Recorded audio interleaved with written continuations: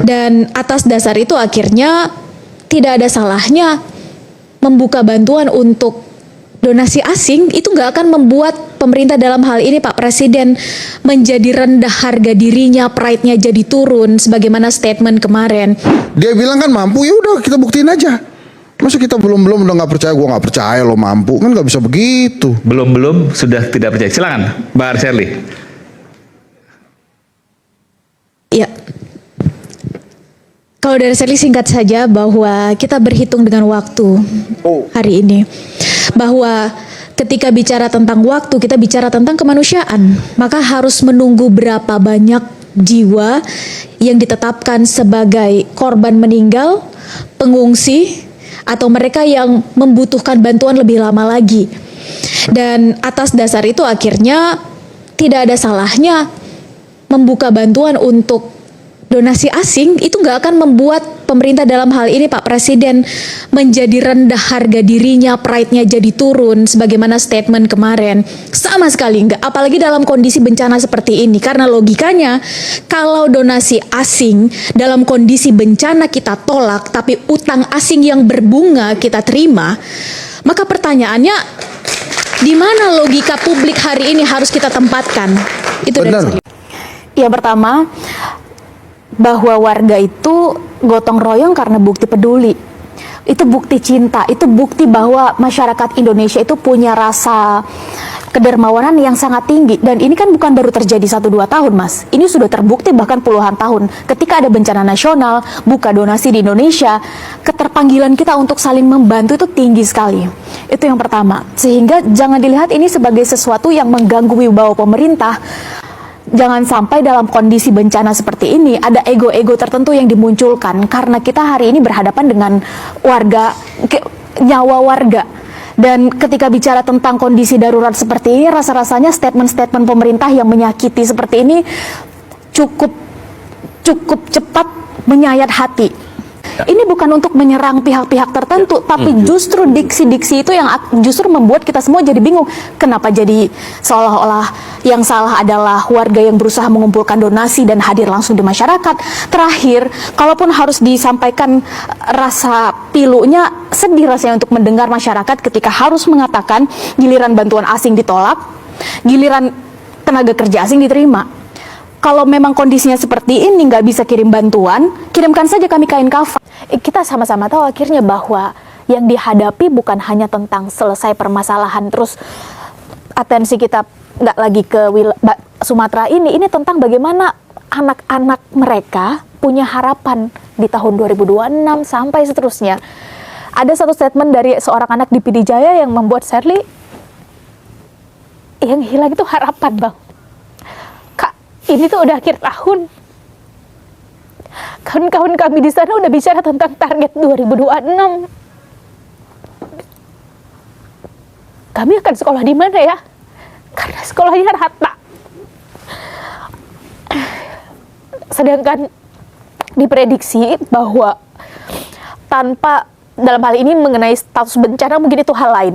Tapi tanpa campur tangan pemerintah pusat, maka diprediksi 25-30 tahun Aceh bisa kembali ke kehidupan normal. Karena ini bicara empati, Bang. Ini bicara tentang bagaimana pemimpin bisa menaruh kakinya di sepatu korban. Dan aneh rasanya ketika masyarakat mengeluarkan statement tenda ini baru dibangun 1 hari sebelum Bapak datang. Aneh rasanya masyarakat dalam waktu 2 minggu, 1 tenda itu 7 keluarga, tiba-tiba Hamin 1 hari, ini jadi satu tenda 1 keluarga. Tabu dan anomali ketika 2 minggu penuh, mereka harus bergiliran listriknya, tapi ketika Hamin 1 listrik hidup. Sebelum Pak Prabowo datang. Sebelum Pak Prabowo datang. Maka pertanyaan kita adalah, apakah bantuan, apakah kunjungan ini formalitas atau benar-benar ingin mengembalikan kondisinya seperti sedia kala? Kan ini menjadi pertanyaan kita masyarakat gitu, apalagi mereka yang terdampak. Maka kami ini dianggapnya sebagai apa? Apakah sebagai rival? Sebagai rival atau jangan-jangan objek objek yang penting butuh untuk laporan. Maka hari ini saya ingin sampaikan bahwa ini bukan tentang statistik, karena yang dibutuhkan rakyat atau apalagi para korban bukan hanya sekedar angka-angka yang tertulis hitam di atas putih. Yang mereka butuhkan hari ini boleh jadi adalah ya logistik dasar sudah pasti. Yang kedua adalah pemerintah benar-benar hadir secara nyata. Halo teman-teman, berjumpa bersama saya di Politik Dangi. Ya, luar biasa sekali ya bagaimana Sherly Anavita Rahmi ini ya sangat vokal teman-teman ya, menyuarakan tentang bagaimana menyorot tentang bencana alam yang terjadi di Sumatera bahkan Aceh kemarin ya. Sampai-sampai ya Sherly ini teman-teman ya sering speak up di media sosialnya, bahkan diundang di televisi. Nah, kali ini bagaimana ia diundang ya di acara Rakyat Bersuara bersama dengan hostnya Aiman ya. Ini luar biasa sekali ya Sherly Anavita ini ya. Beliau ini anak muda, kemudian sangat vokal ya, bahkan sangat berani mengkritik pemerintah teman-teman ya. Pak Anies pernah juga dikritiknya ya. Sering hadir di acara-acara televisi ya. Kemudian bagaimana ia juga hadir di acara-acara sosial, dan itu sangat luar biasa. Dan kalau kita melihat teman-teman ya, bagaimana peran pemerintah dalam bencana alam di Sumatera bahkan Aceh ini menjadi sorotan lantaran menolak bantuan asing ya untuk Sumatera dan Aceh ini teman-teman ya. Banyak yang menyorotnya. Bahkan banyak juga yang membandingkan ketika ada pembangunan IKN ya, asing itu dilibatkan ya dalam segi pendanaan dan sebagainya. Kemudian ketika